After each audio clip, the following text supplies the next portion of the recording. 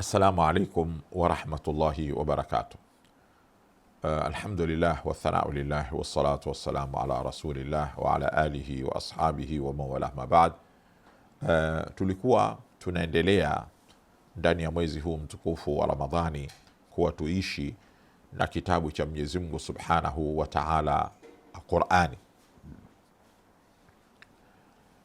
na tulikuwa tunazungumzia masala ya uchaji Mwenyezi Mungu subhanahu wa ta'ala ya taqwa, kwamba mtu akihakikisha kwamba ameufunga mwezi mtukufu wa Ramadhani kisawasawa, ni kwamba mtu huyu ataweza kuingia katika kundi la wenye kuwa na taqwa ya kumwogopa Allah subhanahu wa ta'ala.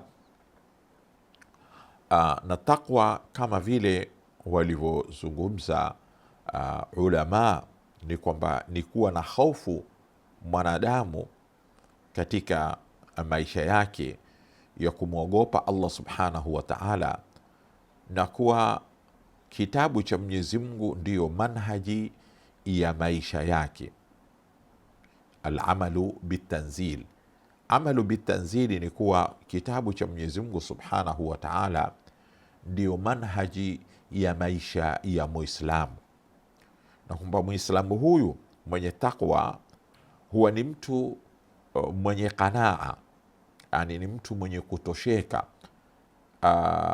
hatamani vitu vya watu, hana hasadi katika moyo wake, hana dhaghain wala chuki ndani ya moyo wake, kwa sababu ni mtu ambaye ameelekea kwa Mwenyezi Mungu subhanahu wa ta'ala, na maandalizi yake saa zote anajiandaa kwamba hapa ulimwengu sipo pahali pa kukaa yeye milele, ni pahali pa kupita. Sasa anapokuwa na hisia kama hiyo, ni mtu atajitahidi sana kufanya mambo yenye kumkurubisha kwa Mwenyezi Mungu subhanahu wa ta'ala, ndani ya Ramadhani na nje ya Ramadhani. Si kwamba ni mtu anamwabudu Mwenyezi Mungu ndani ya Ramadhani, la, ni mtu muraqabatullahi kwake yeye, ile kujikinga kwa siri na kwa dhahiri, mambo ambayo yatamghadhibisha Allah subhanahu wa ta'ala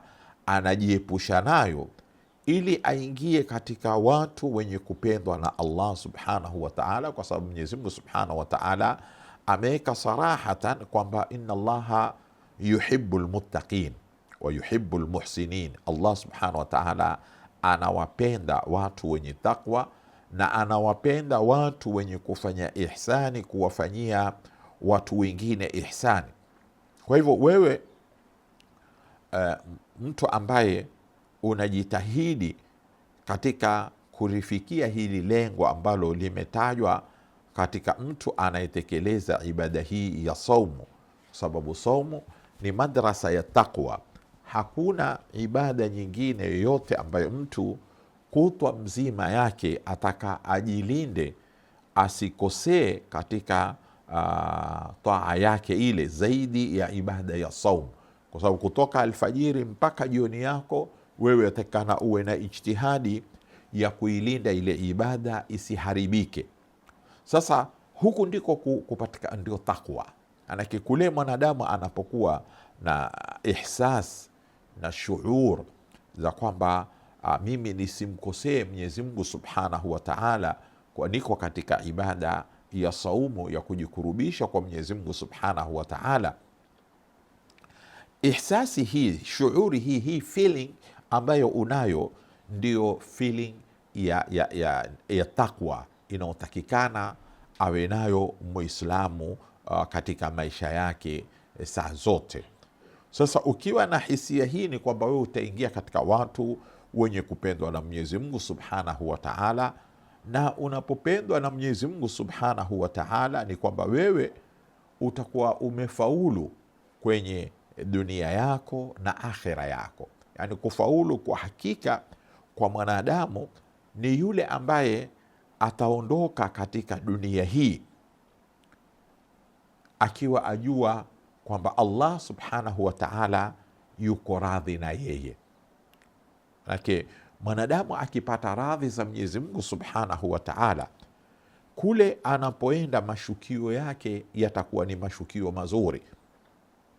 Kwa hivyo yataka tujitahidi katika masiku haya kujenga imani zetu, ili tuwe ni miongoni mwa watu wenye kupata mapenzi ya kupendwa na Allah Subhanahu wa Ta'ala.